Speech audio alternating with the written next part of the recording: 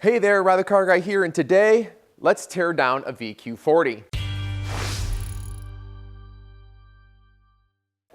Now, this here engine came out of my black Xterra, and it's going to be getting a VK. This one we're actually not going to use at all. So I decided that today, I'm just gonna do a video on, well, tearing it down. And I got some parts that I'm gonna sell off, they're usable, and some folks in the Nissan community could use them. And the rest I'm probably gonna either save or just recycle. Not a whole lot of intro to that, let's just start tearing into it. Now, if you're following along with the VK series, then you know that this still had antifreeze in it. I went ahead and just drained it. I pulled one of the plugs on one side, the other one was too tough to get to. We'll just kind of deal with it as it comes, but I did get enough out that I feel pretty confident tearing this all down without making a giant mess. But we're gonna start with the easy stuff. I'm grabbing my tensioner, pulling that out, pulling the belt off. This thing is, of course, trash. You wouldn't wanna reuse this anyways. And then I'm gonna start pulling off accessories, idler pulley, fan pulley, AC, tensioner, power steering, and alternator. The alternator we actually have to pull off and use as part of our VK swap. This is gonna go back in the Xterra on the side of the VK. So why don't we just get that taken care of first? This has what I assume are 14s. Yep, 14, 1, and then that's probably a 12 actually. Yep, 14 and 12. I think that's it. We'll keep that. I don't know if we're gonna need it.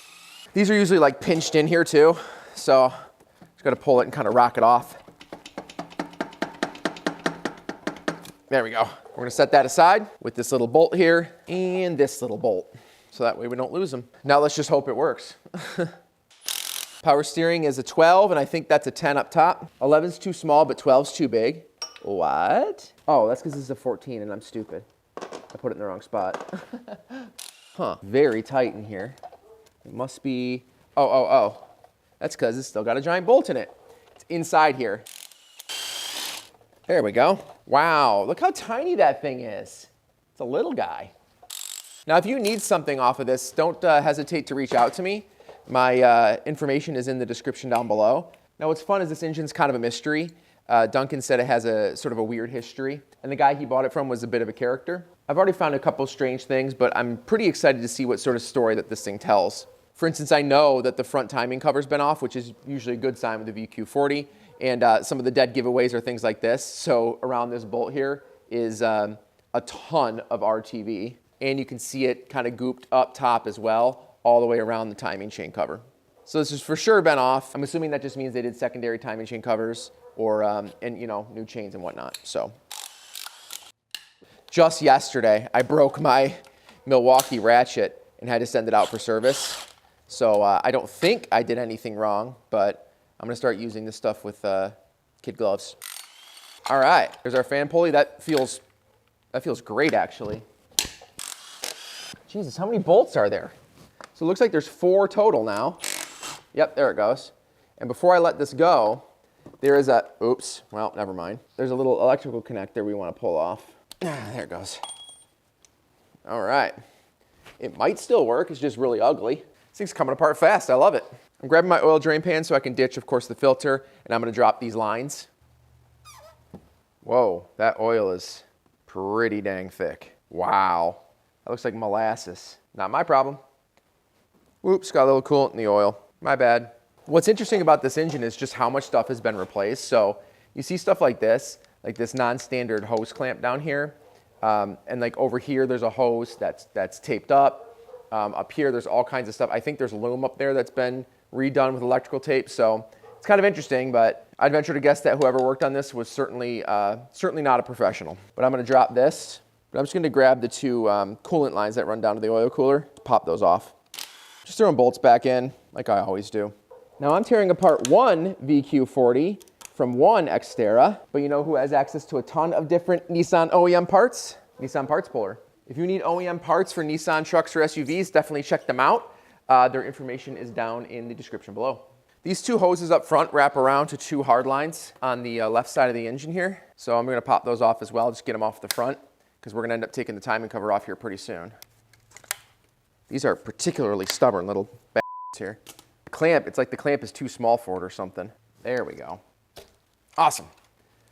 Now these should just be little clamps that if you pull back like that, yep, they should come up. Very nice. This is another one where it's just completely non-standard. Someone replaced this clamp here. So it looks like cooling was touched for sure. And of course, like we said, the front timing cover as well. All right, it's looking pretty bare up front.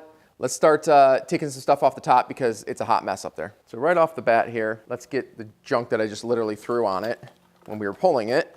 Pull these chains out of the way. Pull this electrical. My God, look at this. What a mess it is of electrical. Okay, not too bad. I'm gonna attack the fuel rail. Mostly because somebody already contacted me and called dibs on this one, if you will. I'd like to get this removed and sent out today. Pull off your bypass there. Oh, nice and split. So crankcase ventilation leaks for sure. And pulling this off should be pretty simple at this point. Everything's removed.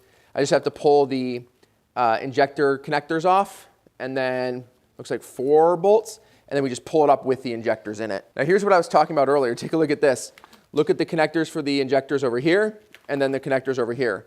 They are completely different, and they are like manually wired. And then someone just took electrical tape and then wrapped it around each one. So interesting to say the least. But regardless, if we just grab our little connectors there, you can pull them up really easily. And that's worth nothing. I'm just gonna throw that out. This side, same story, but just with the OEM connectors. And then hopefully, what's stopping us here? Oh, yeah, it's all the coil packs. I'll just wait on that then. These are 4 12s, it looks like, I assume. And then that's another completely non-standard bolt, something they found at True Value. All right, now this is more intimidating than it is difficult. A lot of people get worried about pulling these out. You literally just pull up. You just want to pull up as straight up as you can. So you have a connector, like a hard line connector, but it'll give a little bit. Oh God, there's a rat nest in there. So yeah, there you go. You just pull straight up, that's it.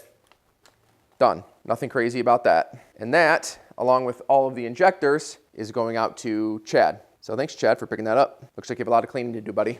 I'm actually going to take a second, throw on an N95, and clean this all out. There's a lot of like nesting stuff in here, and I really don't want to be agitating that too much.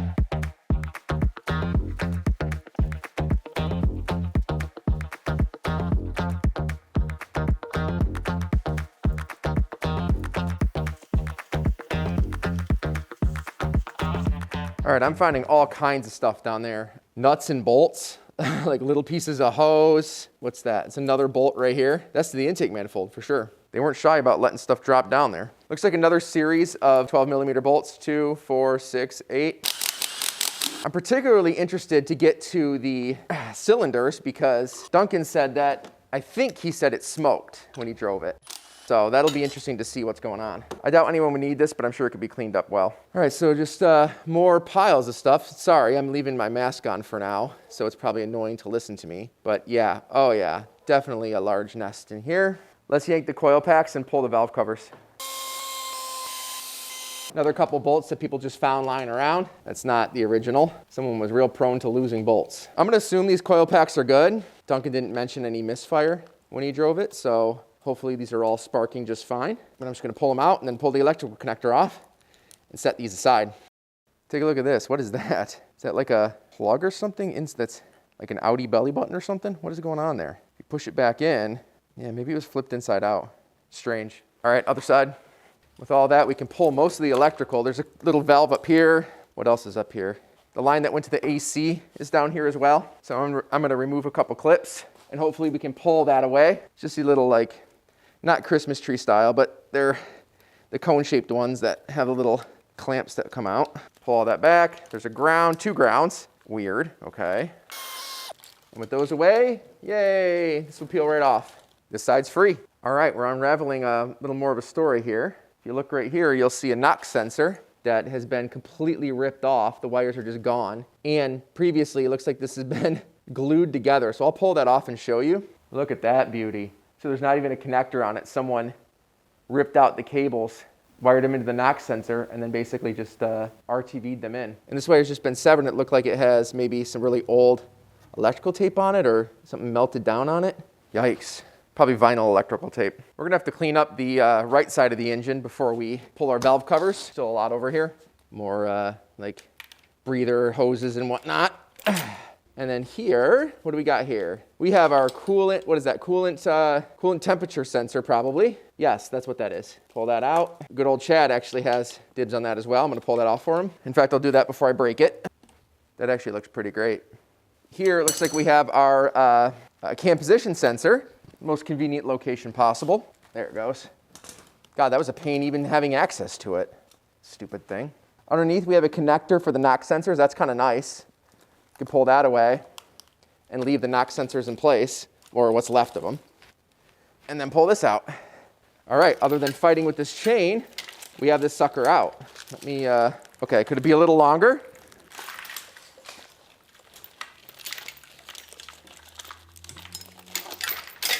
I can do pigtails off of this if you guys want anything. I'm probably gonna cut some stuff off of it, but as far as it being a single unit, a usable unit, it's not possible. We are making excellent progress here, and my body is absolutely not paying for doing this on the floor as opposed to on an engine stand. All right, let's get to this part. I'm excited for this one. I wanna see how good and or bad the valve train is. All right, there is no way anyone should reuse these, so I'm not exactly gonna be gentle on them. There we go. Awesome. Let's take a looky-loo. All right. There we go. I gotta say, these look a lot better than I expected them to. They look pretty darn good. Looking at the cam lobes, they don't look like they're, you know, like excessively worn or anything. There doesn't seem to be any scraping or anything weird like that, no marks. We'll know a little bit more when we take the caps off, but we have a little bit of time before that. So let's flip to the front and we will take off what's required on the front to get these cams out and then probably pop the heads off as well. But before that, I'm just gonna pull off the variable valve timing solenoid, the VVT solenoid, and the cam position sensor on this side, just set those aside. All right, it's possible I've been avoiding pulling this off. I don't like doing it. I have a puller, so I guess I don't know what my complaint is, but we're gonna pop off the bolt in the center.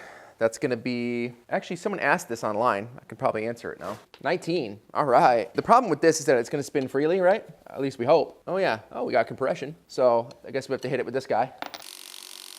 I have a like a flywheel locker that we can put on the signal plate and stop it from rotating. So let me slap that in there. Ooh, whoops. This is one of those times where it's like super great to have friends. If you're ever curious, this is how I end up hurt. Yes, there we go. Woo. Well, it actually worked. All right, I'll show you the back. I just grabbed my flywheel locker, obviously put it in the teeth of the signal plate, and then just sort of jammed it between part of the head and a bolt, I think, on the head as well. So now this should come right out.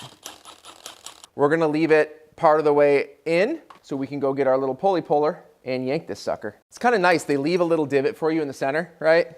That's for that to sit in. So it sits like that there. And then you just got to get your teeth in there, which in this one I think is too, yeah, that's way too big. We can try a small one. I don't think it's going to really hurt that much. There we go. So I have all three in place. Now I'm just going to drive this guy in. And I'll just back it out as like a whole assembly here. There you have it. There's some BS bracketry up here that I gotta take off. Little evap valve or solenoid or whatever up here. Feeds into a hard line up top. All right, we should be free to go. So it's a combination, it looks like, of 10 and 12 and 14. So I'm just gonna go around and just pop everything off. There's just so much, like super excessive amount of RTV on everything. Someone just slopped this on. It's crazy. This bracket here for, I think, the alternator or power steering is held on by two 14mm bolts in the back. That's obstructing this bolt here. So I'm just popping that off, setting that aside. I'm gonna pull this off just in case. Yeah, it looks like it does hold it in. Okay. Good, I'm glad I did that. And I think we're ready to rock. All right, let's see if we can bust through this absolutely comical amount of RTV here. What's nice about this is that I'm not really worried about hurting anything, right? And honestly, this is probably some of the most fun I've had working on an engine in a very long time. I'm not tracking bolts. I'm not organizing anything. I'm just ripping it off and going. It's so much fun. Anyways, moving on. There's a couple spots up here where you can sort of pry it away. So I'm gonna start up top and then work my way down. Oh, looks like we have to take this bolt off too. This upper radiator line is screwed into the side of the front cover. In fact, with that out, it should slide up. There's another bolt behind, and then that should come out. Gotta pop that O-ring here. There we go. Excellent. If we can get this going here. You can tell it's already been pried. This is all mangled up a little bit here. Obviously, if you're doing this on your motor, you want to be far more gentle than I am currently being, but I'm just using this little pry point here, sticking it in and pulling away. And as you can see, I'm creating a gap. Just getting it in there to kind of break it free. Once you use these points to break it open, you want to go real easy using the mating surface, right? Obviously for me, I'm not that worried. You don't want to go in and pry too much on it. I'm sure there's a bolt somewhere that I'm forgetting. It's getting pretty tight down there. Let's go stick something in here, go down and look at it. Doesn't look like it's catching anything. I know that this is a, oh, you know what? There's bottom up ones, aren't there? Yeah, I remember that now. There's always one that I forget. Well, sometimes 5. We probably weren't applying much pressure to this one, considering we're still pulling this way, but it's good that we remembered. This one looks like a 12. Definitely bent it with my raw strength. But now I think everything should be out. So let's pull it now. Oh yeah, there you go. Oh, that's easy. All right. Oh my God. I don't think I've ever seen anybody use more RTV than I have on this particular job here. I mean, it is nuts. I would guess 3 to 4 times as much as you needed. I gotta say, I'm surprised at how black it is in here too. It is like really, really dark. I remember taking mine off and it had like almost like a golden type hue to it, more like that. I don't know if it's like running really long oil change intervals or something, but man, this thing is like dark. It's darker than I remember. I can tell you though, these timing chain guides are new for sure. And the secondary timing chain guides are also new. So yeah, it was definitely, that would be the job, right? That's why they were in here. It was new guides, look at that, more RTV on the inside. New guides, and I assume new chains. So let's rip it all out. I don't remember there being only one tensioner in here. Maybe I'm thinking of the Titan, but that actually looks great. It's in great shape. At this point, we should do that. There we go. Pull that tension off. Perfect. All right. We're officially out of time. Grab the chain off. We should be able to pull that off. There we go. Gently set that aside. That also looks really good, honestly. And then I'll pull off these 2 guides. I think that's an H10, and those are going to be, I believe, 12s. Yeah, look at that one as well. That looks almost new. Turns out that's an H8, not an H10. Also looking super fresh and almost new. Next up, let's get these phasers. Little cam gears here. Big pliers, small nail. I'm just gonna put a little paper towel in here to protect the chain. Grab the bottom of the tensioner, top of the chain, push it down. Probably can't see that. Pushing it down there. More. And now it's bottomed out. Grab my little nail, shove it in there. There we go, let go, and now it's locked in place. And now lift that chain up over that edge. These should pop right off. Don't make a liar out of me. There we go. All right, now let's pull these cams out. All right, now with the cam caps, this up here is technically number 1, and then it goes back. So should be all 10 millimeter. I'm gonna take this one off first. This is gonna be sort of adhered. I believe it's in the front too. Yeah, it goes around the front. Pull those off here, and then the 4 back here. And this top cam cap should come off. Before long, I'm gonna have to start switching to plastic tools here because I'm either gonna wanna keep or sell these cams. And you don't really wanna be messing these up. So much RTV in here. All right, starting to break free from the front timing cover. There it goes. Hell yeah. There's your cam cap number 1, technically. Fun little oil channels in there. And now I'm just gonna bust through and take these out. I'm gonna take them out. I'm gonna take this one out, or this set, and then the middle. I'm also gonna take a picture. I don't plan on reassembling this, like I said, but all these are labeled, and they might not be where they originally were. Obviously, your manual is gonna tell you all the positions of these, but certainly doesn't hurt to take a picture. I have to say, it smells like very fried in here. Everything smells burnt. It's a very unattractive smell. Cam caps, if they give you any trouble, just leave the bolt just the slightest bit in, just the top of the cap, and then pull it in one direction. It should pop off. Like these here, just put the first couple threads in, and then pull. There you go. It's pretty simple. All right, this one's free to pull. Just lift up, straight up. Yank that sucker out. Pull this cam out and then just repeat the process on the other side. And we're done with that. Well, with all those off, it looks really good. The lifters look surprisingly healthy. I'm pretty happy about that, mostly because I feel like I might need them one day for a VK56, and I hope that they're the same exact ones. Anyways, fact of the matter is, front timing cover we're gonna do next, or excuse me, the rear timing cover we're gonna do next, and it looks like it's just 2 big bolts at the bottom and then a bunch of like 10 millimeters. So I'm just gonna attack that. And also, oh, looks like the water pump also goes through the timing cover. So those are 3 10 millimeters. Let's pull that off. In fact, let's do that now.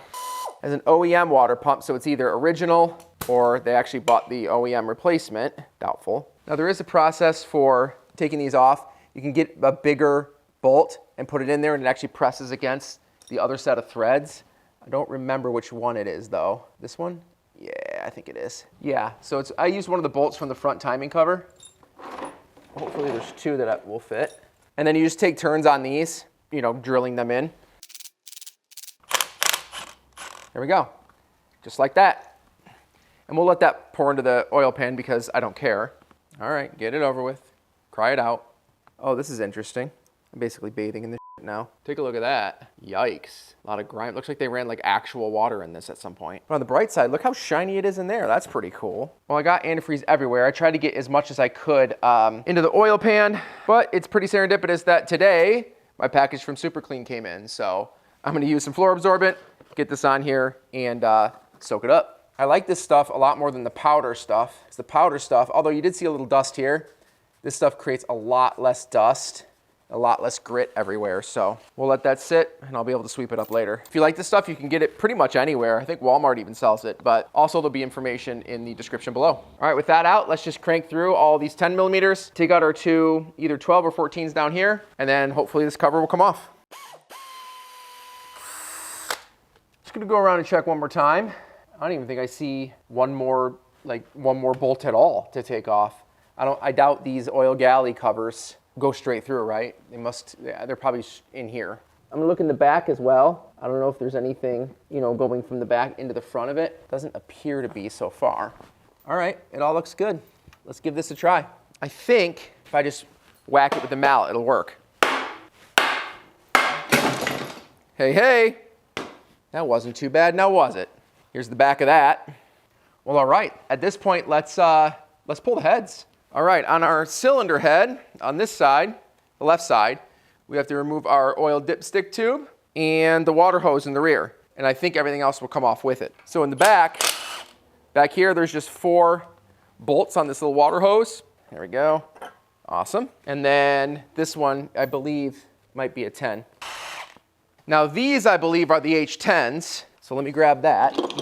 Yes, they are. Okay. The problem is that using a giant breaker bar might be a little difficult with the engine just sitting on the floor. But one way to find out, let's see if I can slip a disc. Oh yeah, there's no way. Try the old foot method. Seems to be working lately. No way. No way. Hey, was that progress? Kind of sounded like it. Yes, all right. I just had to get in front of it. Basically the opposite direction that it's leaning. So we have all that extra force and then just jam my foot on the front. So do that 1, 2, 3, 4, 5, 6, 7, 8. Do that 7 more times and this thing will be ready to pull off. There's always this very distinct smell. I'll never forget this smell. When you break these bolts open, it's the weirdest thing. Now I left the exhaust header on to give myself a little handle. Shouldn't be bad at all, right? Make sure you lift with your back. No, I'm just kidding. Oh, that's actually way lighter than the Titan one. Awesome. Now I've been waiting for this. This is kind of exciting because I want to see the condition of these cylinders. My God, it stinks. What the hell is that? Oh my gosh. The top of this piston is completely broken off. Oh, that's wild. Where is it? All right, Duncan, I think I found the smoke there, buddy. Look at that. The top of that piston face is just sheared off. There's a huge chunk of it missing. And you can see the top piston ring. That is insane. I've never seen anything like that. And it's not in here. Look, it's somewhere else. So odd. The craziest part of all of that to me is the fact that the cylinder wall does not appear to be damaged. So how in the world did this thing lose a giant chunk of the piston and then have it not absolutely destroy the cylinder wall? That is bizarre to me. Look at this. Wild. Well, this is exciting. Let's go get the other one off. Well, it's a heck of a lot smaller. I think we're nearing the finish line here. I am interested to see what the crank looks like. So what we'll probably do is find a way to flip this over, I guess, right? I'll just take my lift and flip it over, but and then just take the upper oil pan off and then see what's going on. As far as the right bank, there's not anything exciting going on. So I think we found our excitement on the other side.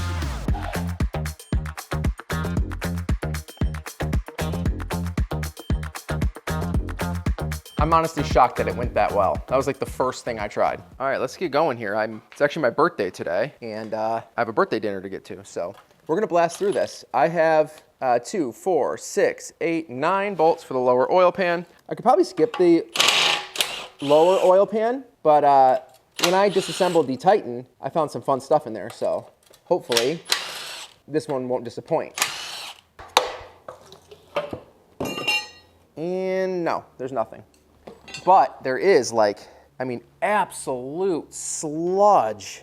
I can't believe this oil is I would say it's like honey, maybe a little thicker than honey.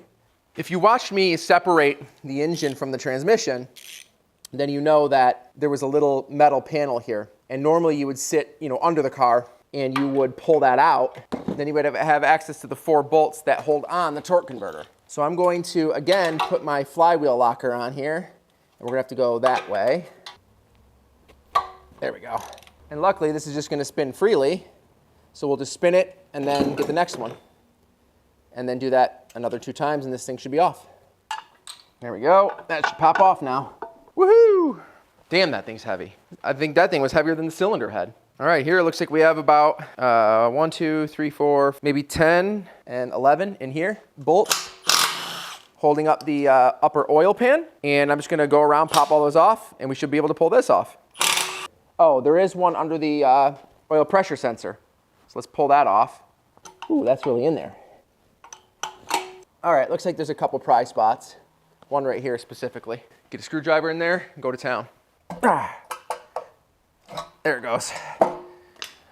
And there's our crank. All right, we're gonna pop off these pistons, but I wanna take this rear plate off first, the little signal or starter plate. That's just gonna be 8, 14 millimeter bolts. And I believe there's a sequence for this you'll wanna follow, but I'm not following it. There's our rear main seal in the back of our crank. Next, we're pulling off the rod bearing caps here. For this, you need a 10 millimeter, but you need the 12 side, not the 6 side. And I guess in retrospect, I probably should have left that plate on so I could just spin it like this. But you want to get what they call bottom dead center for these. So basically that means the bottom of the rod is as far down as it goes. And then we're just going to go through and pull each one of these off. I'll show you one. Now, just like with your cam caps, make sure your bolts are actually out. But then you should be able to rock them back and forth a little bit to loosen them. And then push with your thumb on either side of this and it should come out. There you have it. This actually looks good. That looks really good, actually. There's not a whole lot of damage, not a lot of striping. So I'm gonna set that aside. And then for the actual piston, just push down and then it goes out, of course, in this case, the top of the engine, right? But I'm just gonna push it. And then what I'll do is I'll do all of these and then I'll just lift the engine up a little bit and actually push them out the top. So repeat that 5 more times and we'll flip it up and get our pistons out. That is all of them. There we go. That one actually came right out. So far, these look pretty darn good.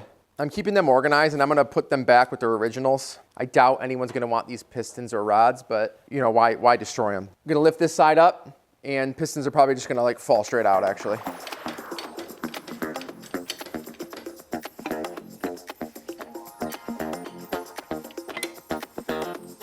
All right, pop them out just like that, 5 more times. The last piece we're gonna remove here is our main bearing caps. It looks like it comes off all in one piece. I can't see a seam here. Yeah, there isn't one. So it looks like there's a bunch of 12 millimeters, 4 on that side, 4 on that side. And then these are E-torques, right? External torques.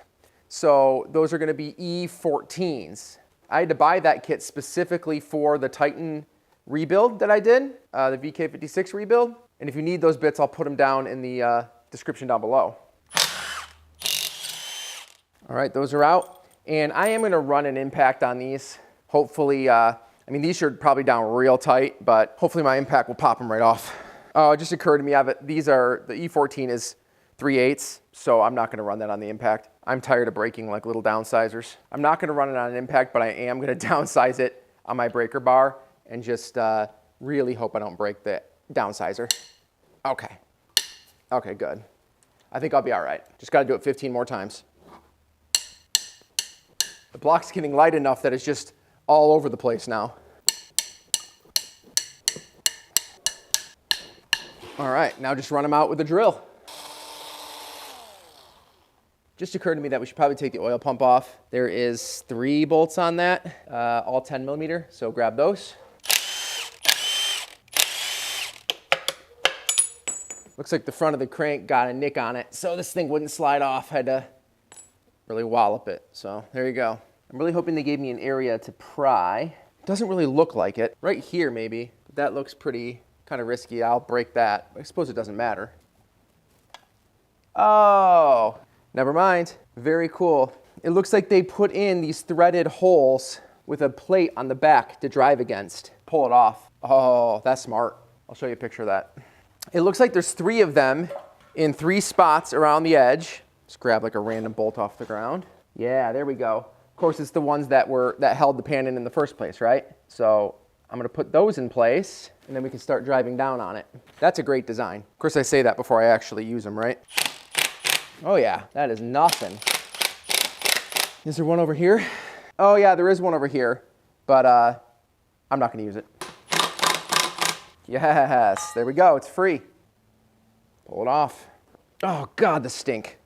And with that, this should come right out.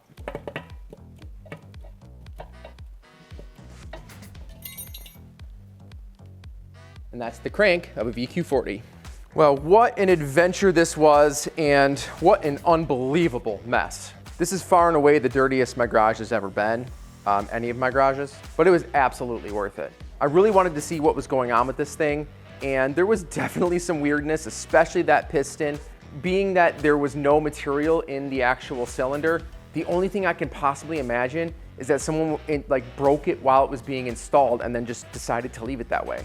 I genuinely cannot think of any other way that the cylinder wall wouldn't be damaged and that it's just sealed up in there and the actual piece of the piston is just missing. Other than that, we had some wonky connections with hoses, some really wonky wiring, and that about does it. The bearings were surprisingly good on the top side and the bottom side of the crank.